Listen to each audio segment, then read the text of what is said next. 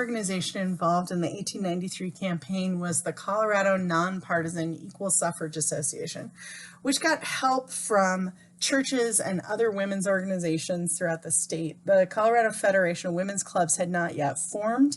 It was influenced by the suffrage movement and the fact that a lot of women had gotten out to vote, and there's a lot of overlap between the women that were involved in the Suffrage Association and the women who became the leadership of the Federation of Women's Clubs. The upshot of the campaign was that 55% of the electorate turned out to vote, which is pretty bad, actually.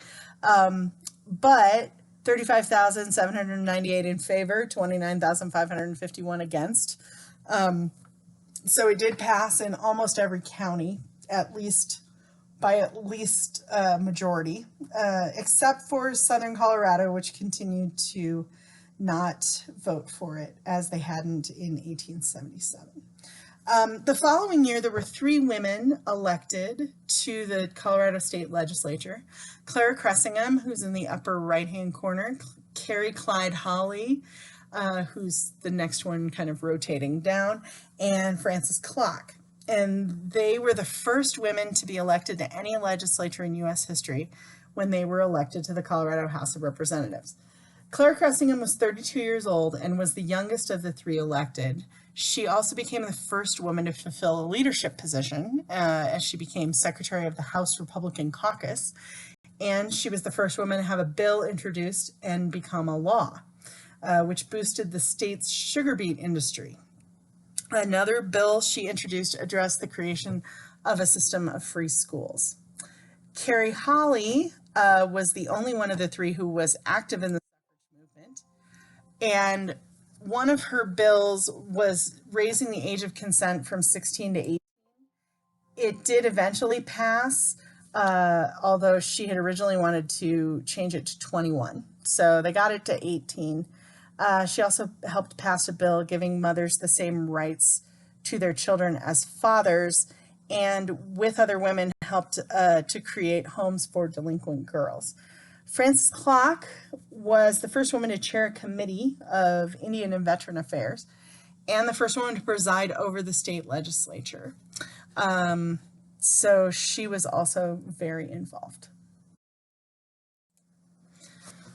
So after 1893, Colorado had effectively become the first state to allow women to vote in all elections, including the president, by popular vote, because it had been a statewide referendum that had allowed the voting. And so men voted for women to be able to vote.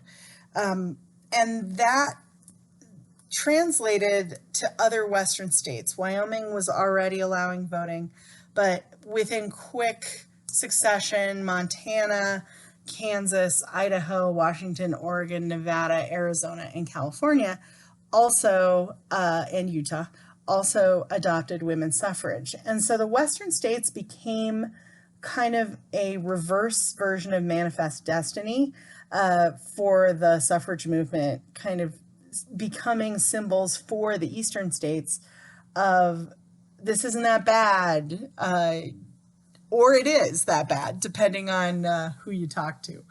But this picture shows kind of the Western states' women bringing the light of knowledge to the poor, suffering people in the Eastern United States.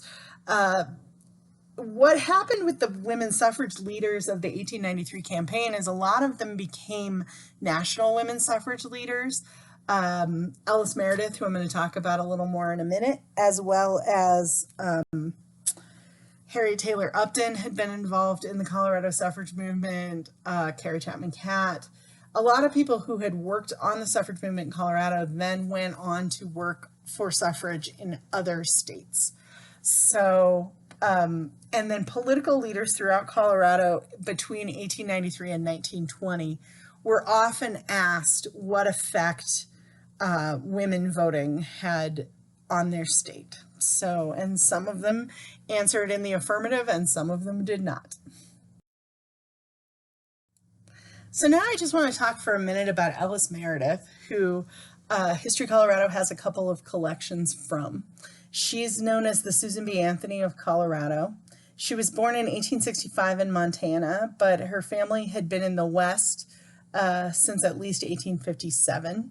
They were progressives. Her great grandfather had been a Methodist minister. Her dad was an Irish immigrant who became a reporter, and then he came from Ireland to Minnesota, met her mom, became a reporter in Montana, and then by 1891 he was in Denver, and he had become the managing editor of the Rocky Mountain News by 1892, and then they hired Ellis in 1892 as well to be a correspondent. So Ellis's dad was the managing editor of the Rocky Mountain News, which I'm sure didn't hurt in her desire to become a columnist. She became a leader in the suffrage movement. She became the corresponding secretary of the Nonpartisan Equal Suffrage Association and became the representative talking to national suffrage leaders as well as collecting letters from them. Her post-suffrage career included working on the charter for the city and county of Denver in 1901, and she was also very involved in the Federation of Women's Clubs. She was married a couple of times. Her first husband, Howard Stansbury, was also a reporter for the Rocky Mountain News.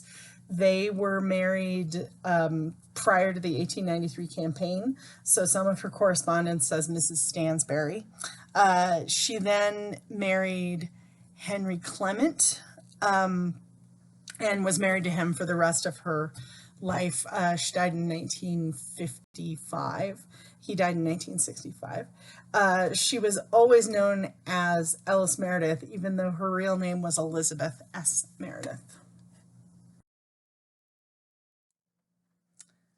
Ellis actually brought a collection of papers to the Colorado Historical Society, now History Colorado, in 1925. And it's been labeled as manuscript number 427, which you can request in our research center when we are open. And it includes, it's 2 boxes, and it includes letters from national suffrage leaders about the 1893 campaign. We've digitized a lot of this collection and are in the process of planning a crowdsourcing campaign to translate the letters. As you can see, the handwriting on these letters is not super readable, for a new generation to translate that handwriting. And this collection contains incredibly valuable information about the suffrage campaign, including the middle letter there is Carrie Chapman Catt's pay negotiations for speaking engagements in 1893. On the left is a letter from Lucy Stone, who was an early national suffrage leader. There's also a note in this collection that says that Lucy Stone and Henry Bromwell, her husband, were the largest financial contributors to the 1893 campaign. On the right-hand side is a letter from Susan B. Anthony, and it's dated there, Philadelphia, Pennsylvania, November 23rd, 1893. And it says, "My dear Mrs. Stansbury," and then Ellis has typed over the top of it with a typewriter, Ellis Meredith.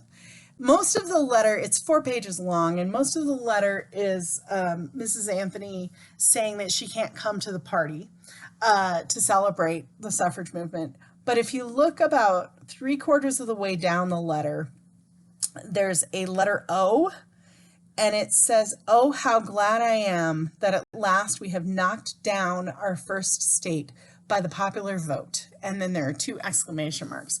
It's almost like a little smiley face. So these are some highlights of the correspondence in that older Ellis Meredith collection.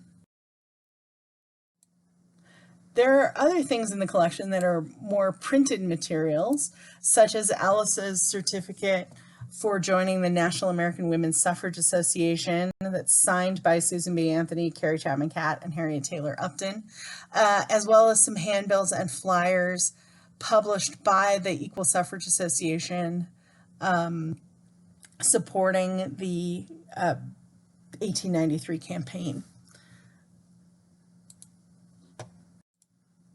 There are also a number of newspaper clippings and other printed materials in the collection, including more letters from these other suffrage leaders as well as Ellis, and a lot of magazines that Ellis wrote for, where she wrote pro-suffrage materials. It's a pretty major collection for us. We've been working on digitizing as much of it as possible and getting it online. But until then, you'll have to come visit it at History